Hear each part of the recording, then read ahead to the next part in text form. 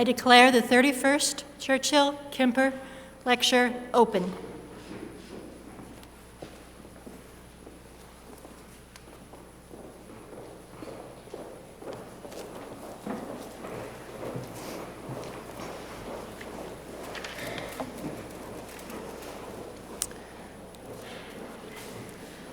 Receive this invocation.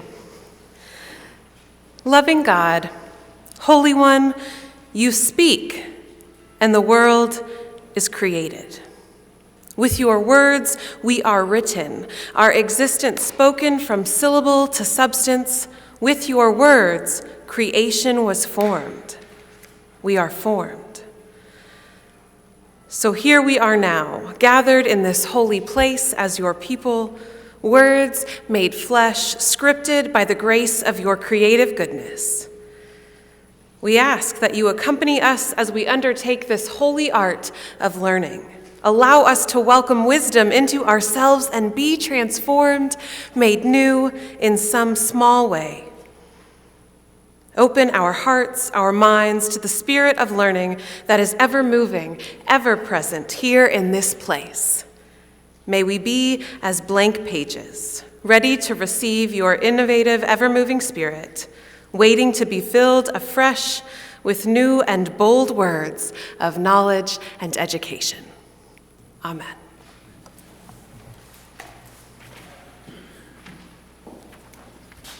Jamie, thank you for that, and welcome to you all to the magnificent Church of St. Mary, the Virgin Aldermanbury, here at the campus of Westminster College and the National Churchill Museum. It is indeed wonderful to stand here and look out at a crowd that can realistically be described as standing room only. That's a wonderful achievement for Professor Peter Clarke.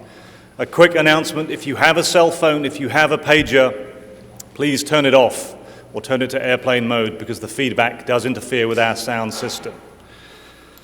This, the 31st Kemper Lecture, when we gather at Westminster College, the site of Winston Churchill's Iron Curtain Address some 67 years ago, and we remember daily the memory of Winston Churchill and the life of sacrifice and service that he offered.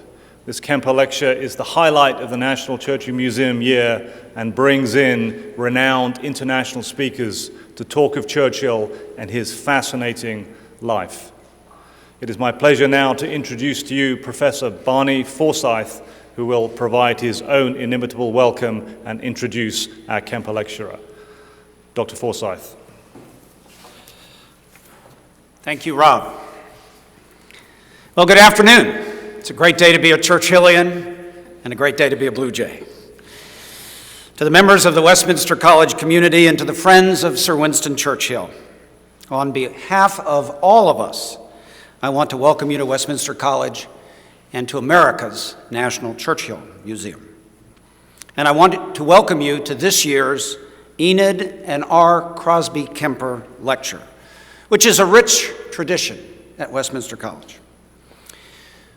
I want to express our gratitude to the Crosby Kemper Foundation in Kansas City for providing the grant that makes this lecture possible and has done so since 1979.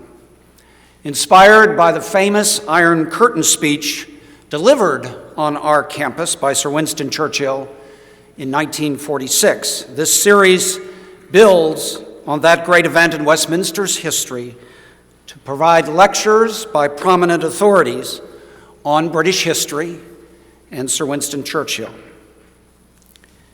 This grant has brought distinguished speakers to the National Churchill Museum, ranging from Churchill's daughter, Lady Mary Soames, and granddaughter, Edwina Sands, to British Lord Roy Jenkins and Sir John Colville, Sir Max Hastings, and official Churchill biographer Sir Martin Gilbert.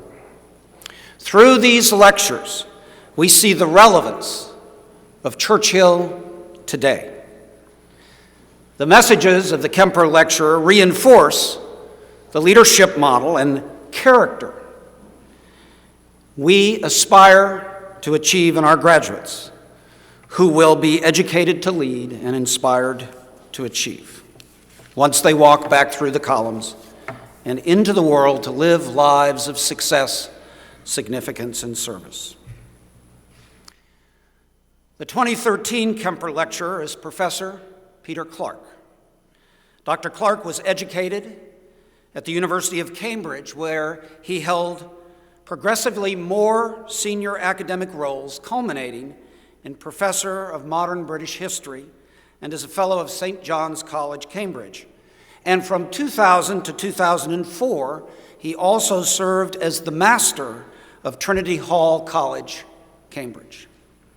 He is the author of 8 books, including Hope and Glory, Britain, 1900 to 1990, and The Last 1,000 Days of the British Empire. His work on Churchill encompasses a host of invited lectures and presentations, and most recently, in 2012, his study of Churchill the author, Mr. Churchill's profession, statesman, orator, and writer, a subject he will discuss with us today. Professor Clarke is a Fellow of the Royal Historical Society and a Fellow of the British Academy. Please join me in a warm welcome for today's Kemper Lecturer, Professor Peter Clarke. Professor Clarke.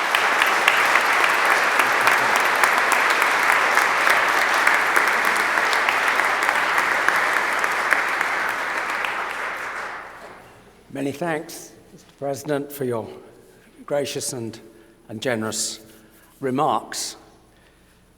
Well, I know that you are expecting me to talk about Churchill as author, but since getting here, I've become aware that what everyone's asking me about is Downton Abbey, which everyone seems to watch these days. So I thought, really, I ought to share with you the idea I've had for another series. It's all about the gilded days of the British aristocracy, of course, truly a golden age, unless, of course, you happen to be a servant earning about £1 a week. Here's my scenario. We have the old Duke in his truly palatial home with more rooms than he could reliably count. The walls are hung with the old masters, or at least those he has left after selling off the Raphaels and the Van Dycks in order to pay his debts. His younger son dabbles in politics. They're all Tories, of course, but the young man proclaims his creed as Tory democracy. It's a paradoxical expression. Democracy apparently means that the tenant farmers whose farms are rented from the Duke obligingly elect this novice as their local MP. Very handy arrangement. Well, this pleases the old Duke, and his son obliges the family in another way. He marries money. American money, of course. So now we introduce into the storyline this glamorous young heiress from New York who soon has many men in London swooning at her favor, for her favors, and not swooning in vain, so we gather. And at this point I envisage shots of much discreet opening and shutting of bedroom doors down the corridor. Now, none of this hurts her husband's political career, which is truly spectacular. It has its ups and downs, like a switchback, a bit like the type later celebrated, was it by Cole Porter, as those famous men who only fell to rise again? Well, except this man, he only rose to fall again. I see him falling. Within a few years, we have to keep this melodrama moving, you understand. He falls from one of the highest officers in the British government to a gruesome early death with whispers that the cause is syphilis, perhaps contracted from one of those pretty housemaids we saw in an earlier episode. Now, he leaves 2 sons, both under 21, and he leaves them with almost no financial resources. The grieving widow, meanwhile, is soon consoling herself. Within a few years, she gets married again, this time to a young man the same age as her eldest son, Her expensive lifestyle is running through their meager inheritance. The elder son, he's now in the army, has his eyes on a political career just like his late father. But politics is an expensive game, especially in those days. The boy has a famous name, but no money. What is he to do? Does he have any talent that can be turned into hard cash to finance his ambitions? Is there any profession for which he is fit? Okay, I think some of you have got it by now. So much for the Downton Abbey scenario. Yes, the young man is indeed Winston Churchill. He had been born in 1874 in Blenheim Palace. He the grandson of the 7th Duke of Marlborough, into the very heart of the British aristocracy. His father, Lord Randolph Churchill, a younger son of the Duke, who died in 1895, had left a great reputation for good or ill. Lady Randolph, the former Jenny Jerome of New York, was simultaneously Winston's adored mother and his biggest embarrassment. Young Winston, serving with the 4th Hussars in India, wrote back home to her in 1898. Speaking quite frankly on the subject, dear Mamma, there is no doubt that we are both, you and I, equally thoughtless, spendthrift, and extravagant. We both know what is good, and we both like to have it. Arrangements of paying are left to the future. The pinch of the whole matter is that we are damned poor. Well, poverty is a relative concept. Churchill's army pay was only £300 a year. Difficult to translate, really, in its spending power today, but certainly less than $40,000. Well, how on earth to live on that, brought up as he'd been? What is consistent is his lifelong strategy, if indeed you can dignify it with that description, of seeking any means to boost current income rather than to effect any significant cuts in expenditure.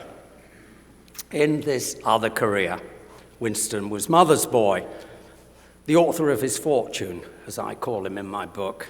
And here his mother really did help him in fashioning a career as a writer, one that paralleled and supported his political ambitions.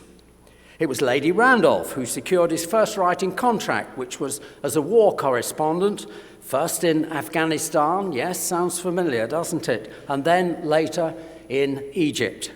2 books were quickly made out of the war dispatches that he sent back, and these books were published by the time of the author's 25th birthday. And even more remarkably, a 3rd book by him was currently appearing in serial form.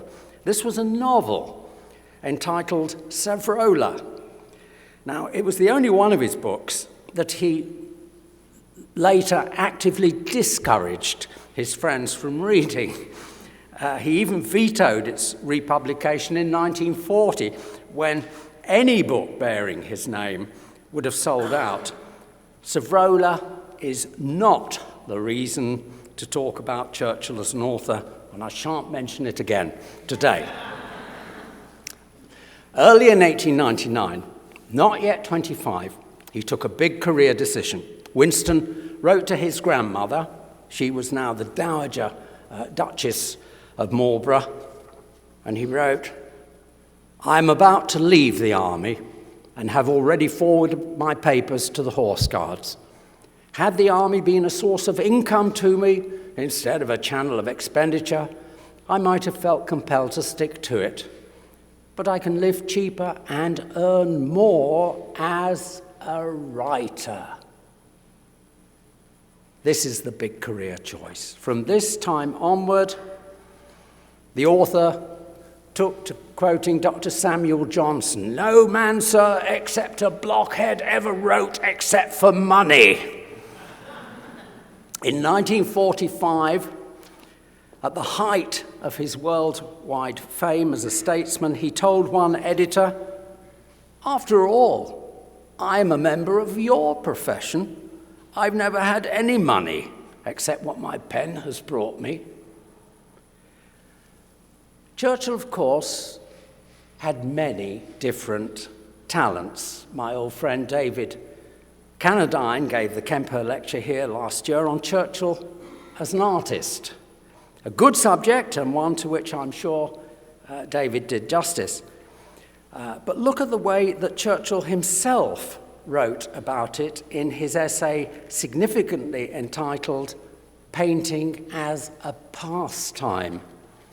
He says that at a low point in his career, this was in the middle of World War I, when he suddenly lost his post as a cabinet minister, he wrote, "The muse of painting came to my rescue and said, 'Are these toys any good to you? They amuse some people.' Well, nothing wrong with amusement, you know. But Churchill didn't talk about his vocation in politics in such light terms, nor his profession as a writer. He was rightly proud of some of his paintings, which I know some members of the audience collect. He would show them to his friends. He would make gifts of them. He would sometimes allow them to be exhibited and even to be auctioned for charity, but never, so far as I know, I may be wrong on this, so far as I know, none of them to be sold for his own profit, however much he needed the money. That would have been to pass himself off as a professional when he always insisted on his amateur status as an artist.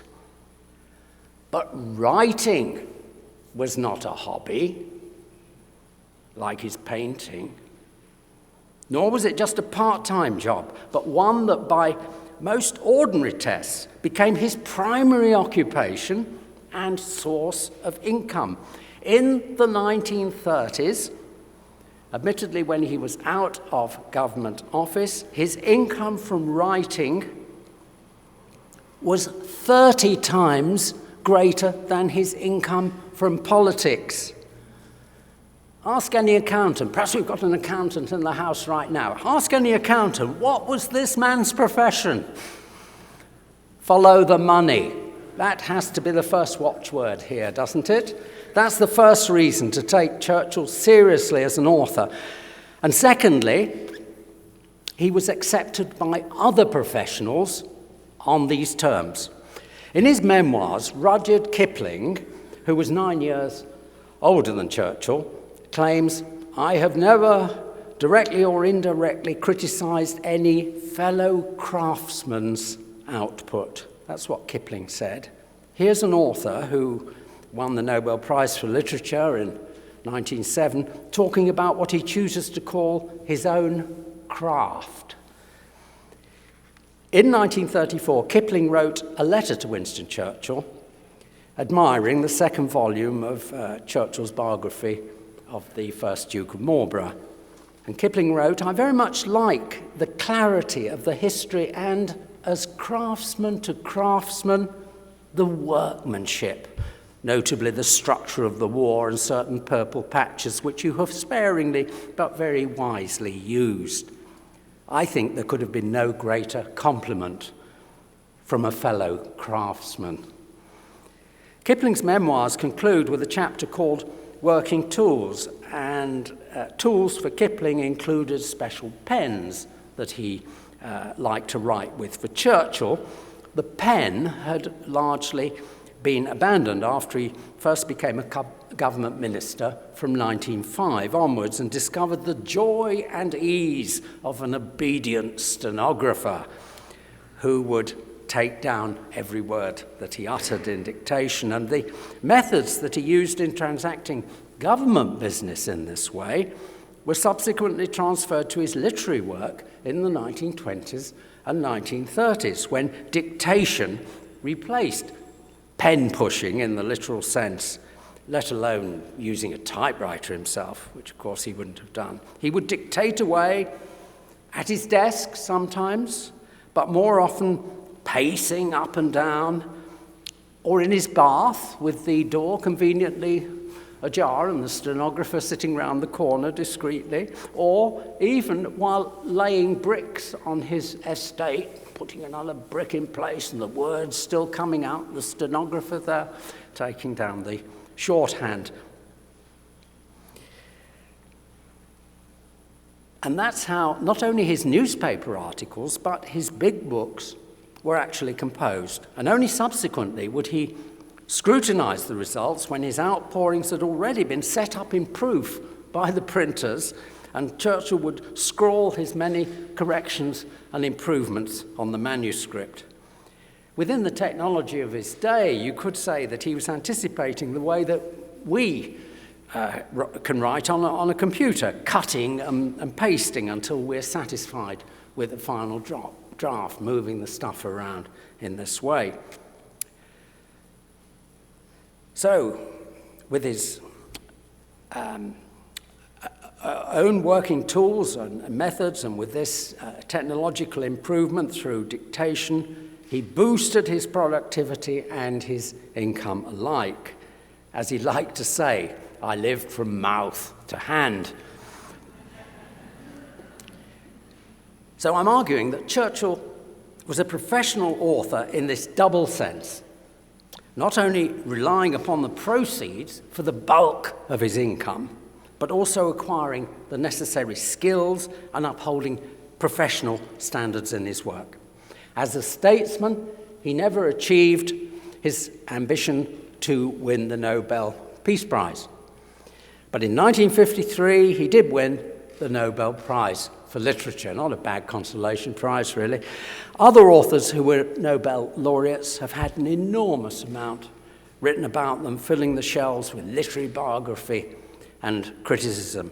Yet there'd only been one book that dealt at all adequately with Churchill's long career as a writer. This was published by Manfred Weidhorn in 1974, entitled Sword and Pen, and to my own shame, I confess it all to you in church here now, I had overlooked it when I wrote my book and when I published Mr. Churchill's Profession last year. On discovering this oversight, just a few months ago, I wrote to Professor Weidhorn to apologize for not mentioning him at all, not even listing him in the bibliography, only to find that instead of justifiably reproaching me for completely ignoring his own prior work, he'd already written a highly appreciative review of Mr. Churchill's Profession for the Churchill magazine Finest Hour. A fine contemporary example, I thought, of professional magnanimity. Craftsman to craftsman, you understand.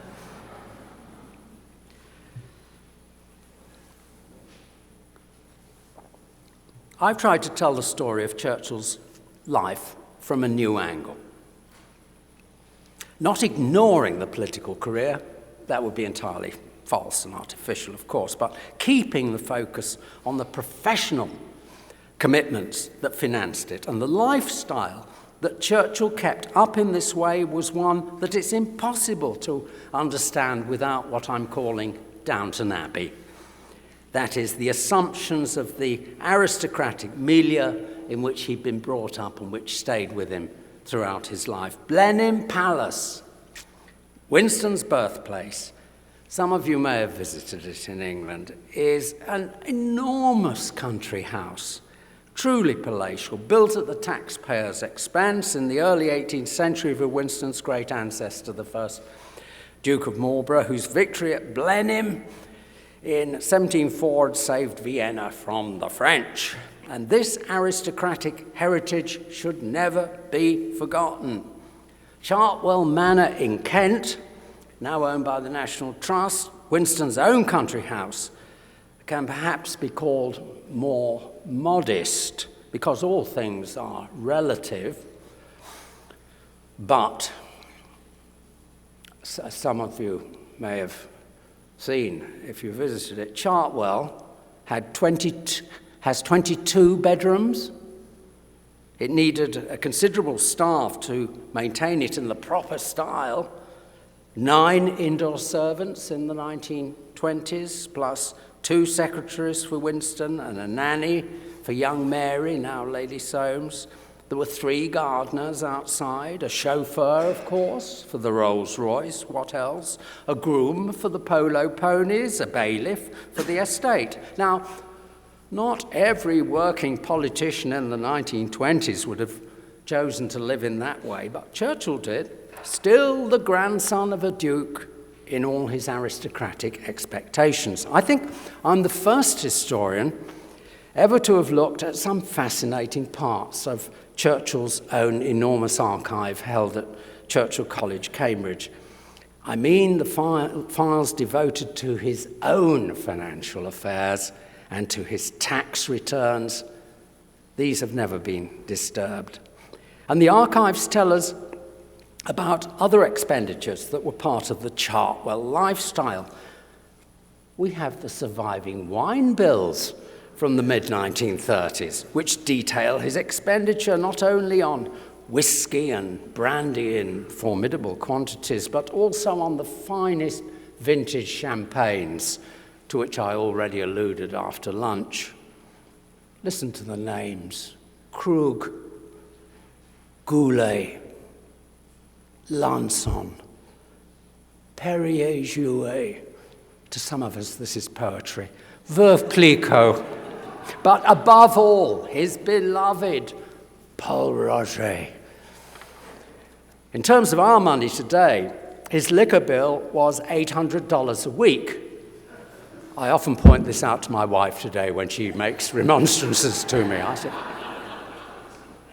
again, he wouldn't have imagined himself living in any other way. But here's the paradox, though.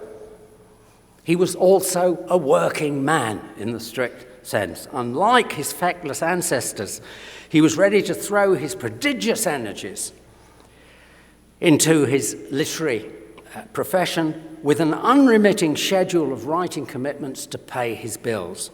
His wife Clementine didn't like it, but then he bought Chartwell behind her back without telling her until it was too late. She hated Chartwell as much as Winston loved it, precisely because she knew at first hand the costs involved, the burdens it created. So we can't understand Churchill without exploring this dimension.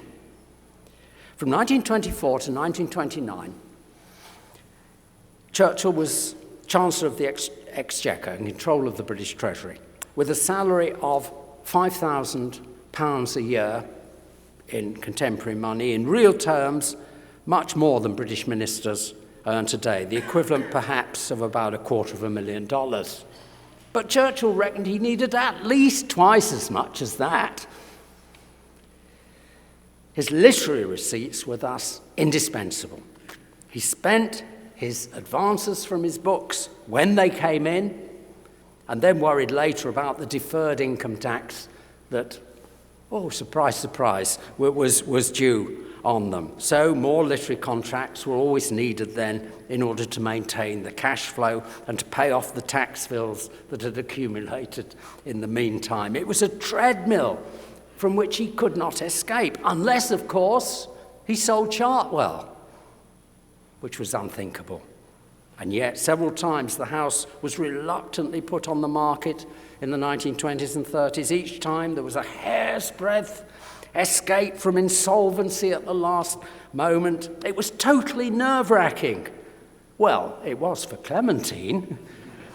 For Winston, it was just another cliffhanger moment in his own real-life Downton Abbey.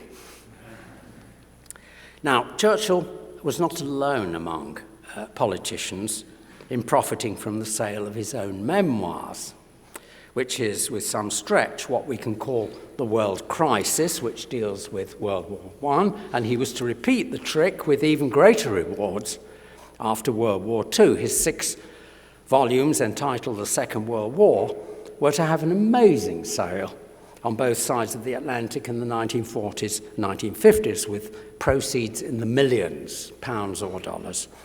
In all of this, he might be considered as a trailblazer for the spectacular rewards later netted by such celebrity figures as Eisenhower, Thatcher, Clinton, Bush or Blair. None of them with all due respect, worthy of consideration simply as authors. But Churchill's collected works run to 34 volumes, including at least 3 major literary works that are hardly the staple of any professional politician. First, there's his biography of his father, Lord Randolph Churchill, published in 2 volumes in 1906, for which Winston got an advance of £8,000 at the time, say $1 million in today's money. Staggering advance for a young author. Secondly, in 1929, when he was still Chancellor of the Exchequer and expecting to stay in the cabinet, maybe not in that post, for another 5 years, Churchill gaily signed a contract for a big biography of his ancestor, the first Duke of Marlborough, and he thought he could dictate this in his spare moments as a cabinet minister. When the biography was finally published in the 1930s, it ran to 1 million words. Just to put it in perspective, that's 10 times as long as my book, Mr. Churchill's Profession. You can buy 10 copies afterwards, just in order to compare them. And his loyal publishers were appalled on both sides of the Atlantic. The author, of course, has already netted the proceeds in advance of £20,000 in the currency of the day, let's say $1.5 million in today's terms. Not bad, eh? Here was a work that met serious literary and historical standards, as well as netting a professional income for its author. After the final volume was published in 1938, Churchill was proposed for election as a Fellow of the British Academy, the parallel of the Royal Society in Britain and the highest scholarly accolade by fellow scholars. Now, this story has a muddled ending. The proposal faltered in 1938, but Churchill actually was offered the fellowship in the summer of 1939 and promptly turned it down on the grounds that he was too busy. Yes, he certainly was, and was about to get a lot busier, but probably he declined in a huff because he got wind of the previous proceedings when the offer hadn't come through, which is a shame. But the point is, the recognition was offered by fellow historians, and this speaks for itself, I think. Again, the craftsmen acknowledging one of their own kind.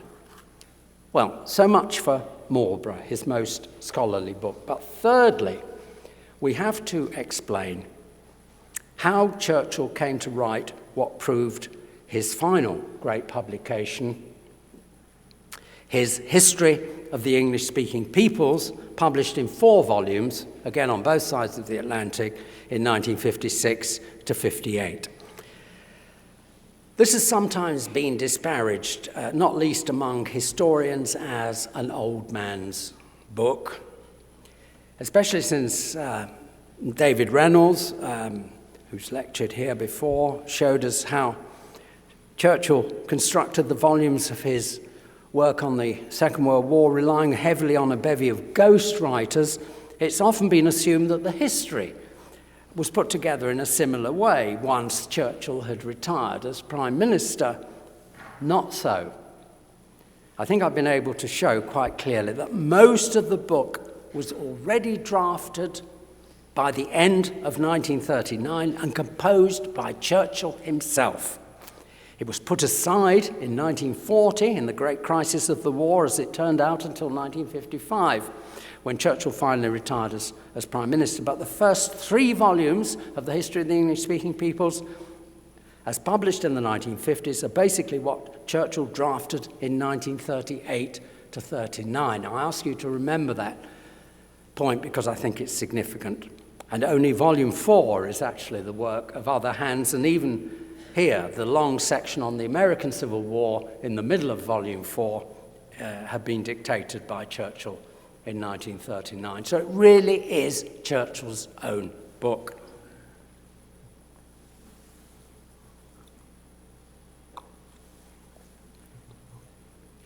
Our final question, then, is why did this particular author agree to write about this particular subject at this particular time? Why the English-speaking peoples? When it finally appeared, the history met with an enormous success on both sides of the Atlantic. And clearly, politics is an inescapable part of the explanation. For Churchill's concept of the English-speaking peoples has a much wider resonance in politics, of course, as well as in history. Need I remind you that the idea was influentially developed in the post-war period in Churchill's speech here in Fulton in March 1946. This was when he first talked of a special relationship between the United States and Great Britain and spoke of, you can see it in the film clips downstairs in the museum, the fraternal association of the English-speaking peoples. Like many people, I used to assume that this concept of the English-speaking peoples originated in, frankly, socially privileged, politically conservative, and generally establishment-minded circles, and that it achieved its peak of influence in the Churchill-Roosevelt period spanning World War II. But when I made a digital search of British and American newspapers, I found a different story. The expression English-speaking peoples actually came into currency as early as the 1860s and 1870s, in the aftermath of the American Civil War. The appeal to the people came into politics from the left, propagated by populist leaders on both sides of the Atlantic who liked this sort of rhetoric. A noble populist myth was thus established about which section of society on both sides of the Atlantic had uprightly supported the righteous cause of which Lincoln became the martyr. It was, as they kept saying, the English-speaking peoples, as distinct from the British ruling class to which the Churchills belonged. And it was in the 1920s, not in the 1940s, that the term was most used, but not by Winston Churchill in the 1920s. As Chancellor of the Exchequer at that time, Churchill found the United States tiresome in expecting Britain to repay the debts contracted in wartime. His normal attitude towards debts, very tiresome. He said that the Americans were, I quote, arrogant, fundamentally hostile to us, and that they wished to dominate world politics. So this is how we can understand what his wife Clementine said at the time.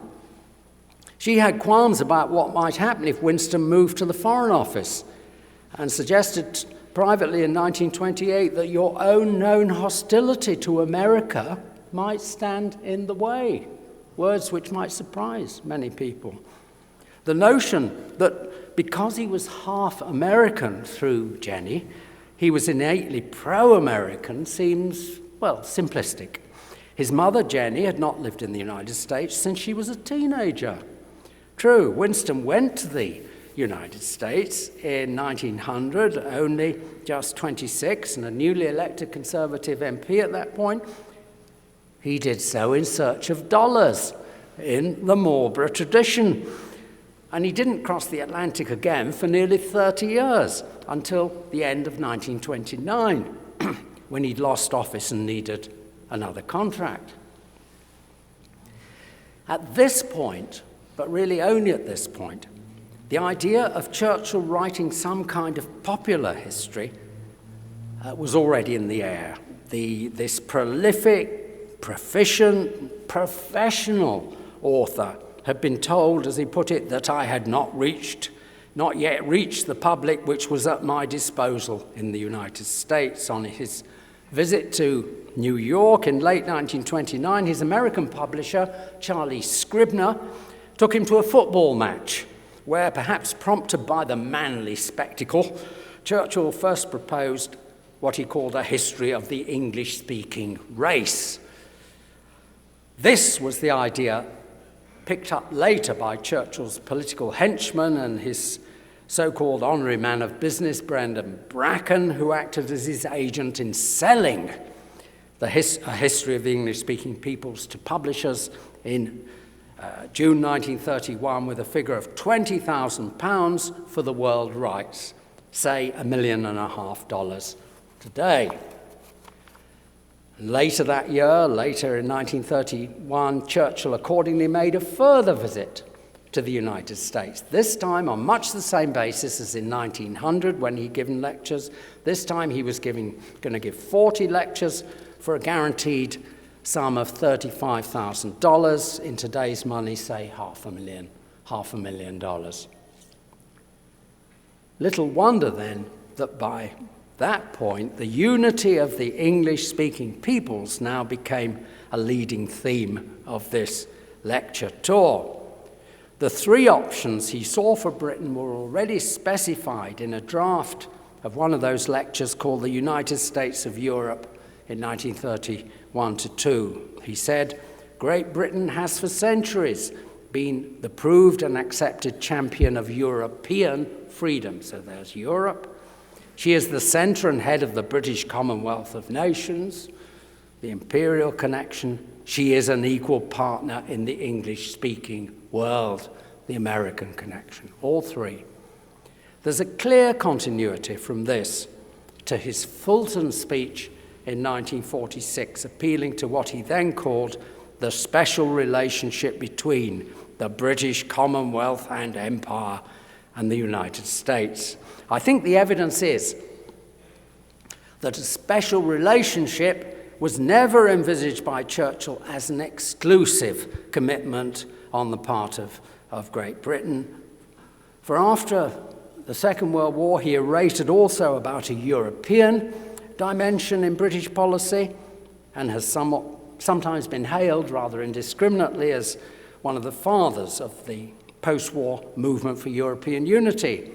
And not against American hostility, the US State Department has consistently welcomed British integration into Europe, as we've been reminded rather recently.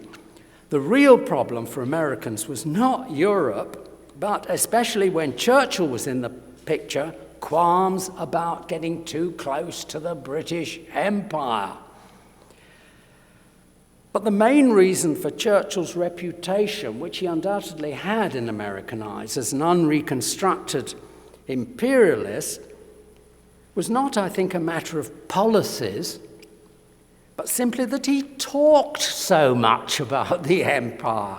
Of course he did. It was a staple of his rhetoric. And his rhetoric played an unusually important role in his own career as a politician who ultimately relied on what we can call the politics of emotion.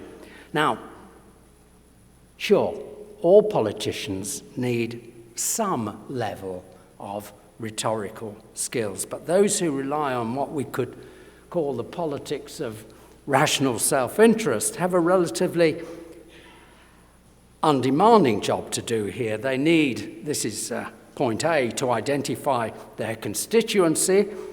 Then they need, and this is point B, to put together a set of policies that will benefit these particular voters in their pockets and purses.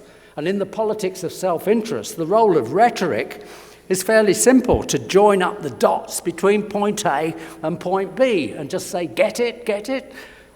Churchill was not this sort of politician.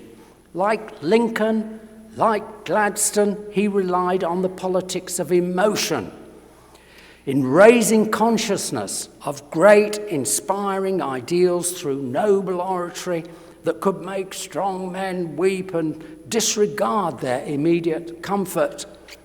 I suggest that Churchill clung to an essentially sentimental view and vision of empire. Thus, in his imperialist rhetoric, it's the emotional register that stands out. He repeatedly, in the Second World War, salutes the miracle of imperial unity in the crisis of 1940, when the Dominions, Canada, Australia, New Zealand, and to some extent South Africa, freely rallied to Britain's side with, as he put it, no obligation other than that of sentiment and tradition to plunge into war at the side of the motherland. Again, listen to how he defines the spirit of empire This is in the House of Commons in 1944. You must look very deep into the heart of man, and then you will not find the answer unless you look with the eye of the Spirit. Then it is that you learn that human beings are not dominated by material things, but by ideas for which they are willing to give their lives or their life's work. And just as he had an essentially sentimental vision of empire, so I suggest he had a similarly sentimental vision of the unity of the English-speaking peoples. Listen to what he said early in 1941, before Pearl Harbor and British entry and American entry into the war. He affirmed that in the long run, believe me, for I know, the action of the United States will be dictated not by methodical calculations of profit and loss, but by moral sentiment, and by that gleaming flash of resolve which lifts the heart of men and nations and springs from the spiritual foundation of human life itself. Until Pearl Harbor in December 1941, Churchill was repeatedly disappointed in his premature anticipation of American intervention. In this sense, maybe he asked too much of sentiment, and American policy towards Britain, whether under Franklin Roosevelt or his successors, was usually based on more substantial considerations. But Churchill didn't fail the rhetorical challenge that faced him in 1940 when he rallied his own countrymen in a uniquely effective exercise in the politics of emotion. Moreover, he made a significant impression on public opinion across the Atlantic as well, which helped change perceptions of the British cause, empire and all. And this was surely an ideological precondition, we could call it, of Lend-Lease and the later close alliance between the United States and Britain. Such is my argument. As Churchill said himself, when he assumed power in 1940, I felt as if I were walking with destiny and that all my past life had been but a preparation for this hour and for this trial. These well-known words reflect a view of his political career, but perhaps his other career as a writer had also prepared him.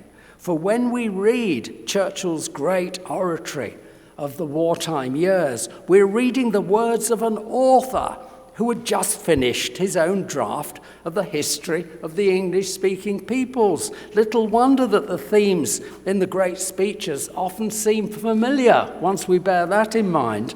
Little wonder that the appeals to the common history and the common destiny of the English-speaking peoples in girding themselves to defy tyranny seem familiar sentiments. They have the sonorous ring of phrases that have already been well honed in his successive drafts of the history. In short, my final suggestion about Churchill as author is to give even greater weight to what he said himself in retrospect at the time of his 80th birthday, speaking to a joint session of both Houses of Parliament about 1940. If I found the right words, you must remember that I have always earned my living by my pen and by my tongue.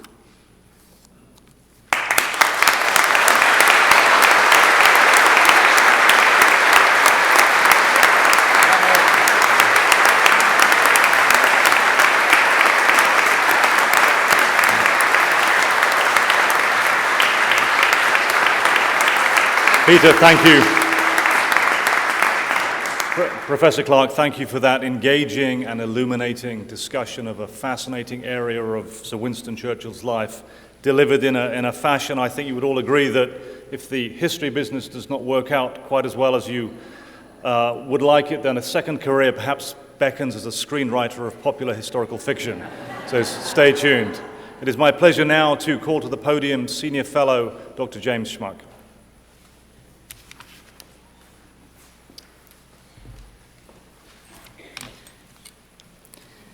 After listening to Dr. Clarke and Dr. Havers, you may have a little difficulty following my accent, so I will try and speak slowly. I would ask you before I begin the program to remember Marvin Young. Marvin Young was senior fellow, former chairman of the board of Westminster College, who passed away in recent months. This was one of Marvin's loves of his life, and keep him in your thoughts, keep him in your prayers. The organization of the Churchill Fellows was established in 1969 to serve the Winston Churchill Memorial and Library, and thereby to help remember the life and times and example of Sir Winston Churchill. To this end, fellows are appointed in recognition of their service and preservation of this legacy.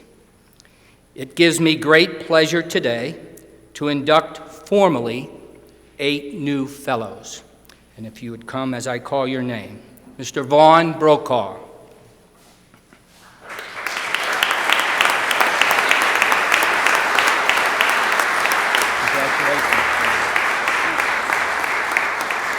Ms. Nancy Carver.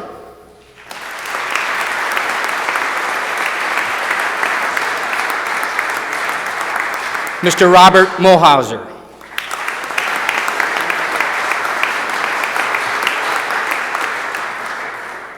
Dr. Monroe Trout.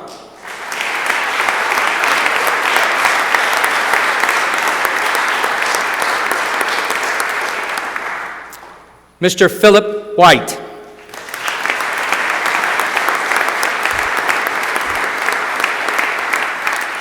And in absentia, Ms. Candace Millard and Mr. Jack Taylor, and our Kemper lecturer from today, Dr. Peter Clarke.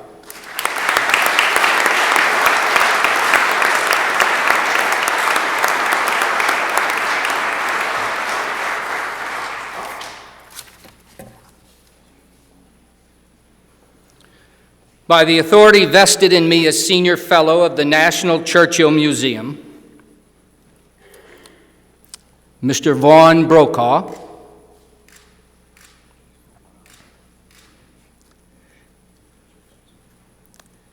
Ms. Nancy Carver,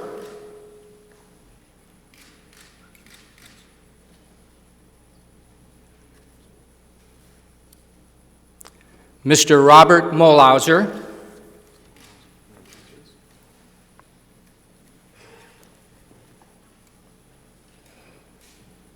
Dr. Monroe Trout,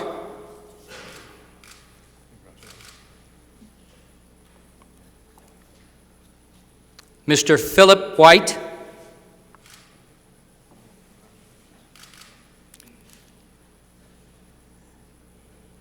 Dr. Peter Clarke,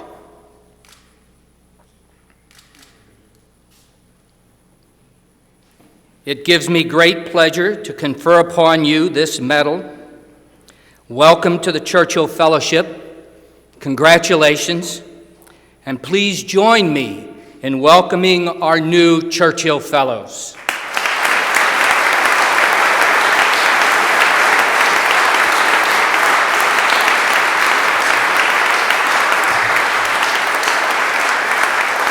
You may return to your seats.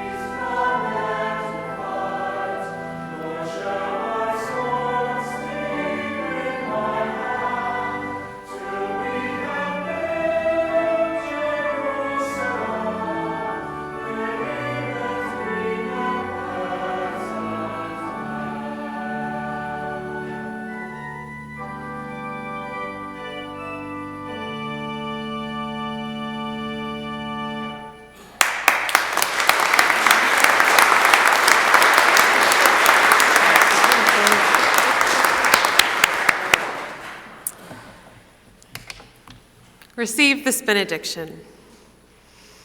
I will not cease from mental fight, nor shall my sword sleep in my hand, till we have built Jerusalem. The work of building is unceasing, but it is work to which we are all called. So go from this place transformed by what we have learned, warmed by the community gathered here. Go from this place and with your words, with your pens, with your creativity, with your knowledge, continue to do the good and honorable work of building that which is just and true. Seeking knowledge, welcoming creativity, transforming our world, building Jerusalem. Brick by brick, thought by thought, word by word, sentence by sentence.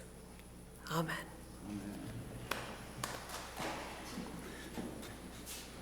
Thank you, Jamie. Thank you all for being with us for this Kemper Lecture. That concludes the Kemper Lecture, but join us downstairs for a reception and book signing with Professor Clarke.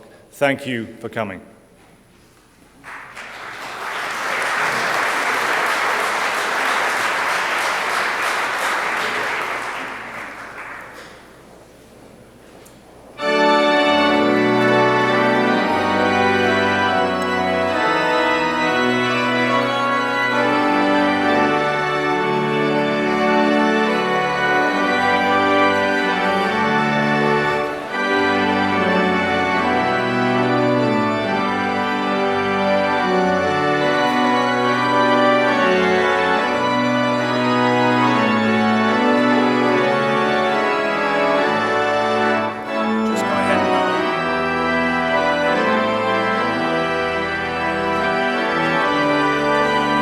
I declare these proceedings closed.